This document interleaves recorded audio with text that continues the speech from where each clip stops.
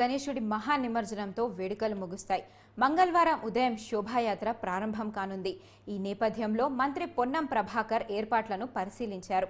ప్రభుత్వ విప్ ఆది శ్రీనివాస్తో కలిసి నిర్వాహకులకు కొన్ని సూచనలు జారీ చేశారు. భక్తుల దర్శనాలు నిలిపివేయడంతో పాటు భారీ విగ్రహం వద్ద ఏర్పాటు చేసిన మండపం తొలగింపు పనులు అయ్యేలా చూడాలన్నారు.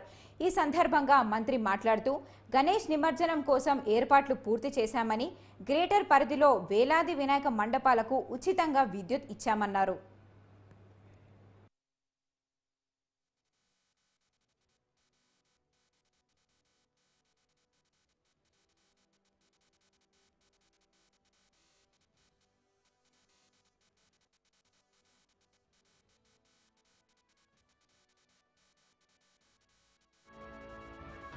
విగ్రహాలన్నీ కూడా నిమజ్జనానికి సంబంధించి ఏర్పాట్లు జరుగుతూ ఉన్నాయి.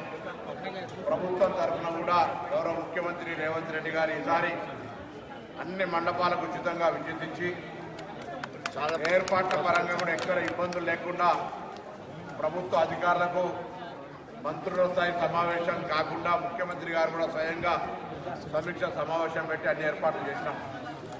రేపటి నిమజ్జనానికి కూడా ఇప్పటికే 131 క్రేన్లను హుస్సేన్ సాగర్ చుట్టూ పెట్టడం కావచ్చు, మిగతా జిహెచ్ఎంసీ ప్రాంతంలో ఏర్పాటు చేయడంతో పాటుగా దాదాపు 491 క్రేన్లు మొత్తంగా, అంటే 360 క్రేన్లు వివిధ జాగాల్లో విగ్రహాలను బండ్ల మీద పెట్టడానికి కానీ మూమెంట్ రోమింగ్ క్రేన్స్ లాగా అన్ని రకాల ఏర్పాట్లు చేసినాం.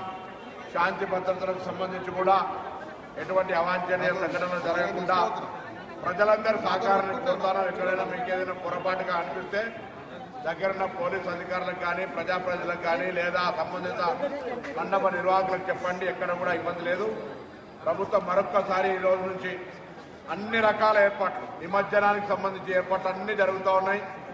ఏదైనా అసౌకర్యం కలిగితే కొంత పత్రికల్లో అటు ఇటు కొంచెం 2 రోజులు కన్ఫ్యూజన్ ఉండే, నిన్న నేను మళ్ళీ దానికి సంబంధించి హైదరాబాద్ గణేష్ ఉత్సవ సమితి వారి విజ్ఞప్తి మేరకు ఈ బడా గణేష్ 70 సంవత్సరాల చరిత్ర సృష్టించి యావత్ తెలంగాణ కాదు మొత్తం భారతదేశంలో ఉన్నటువంటి ఒక పెద్ద చారిత్రాత్మకమైనటువంటి ఈ విగ్రహాన్ని లక్షల మంది దర్శించుకున్నారు. వారందరికీ ఆ యొక్క గణేషుని ఆశీర్వచనం ఉండాలని కోరుకుంటూ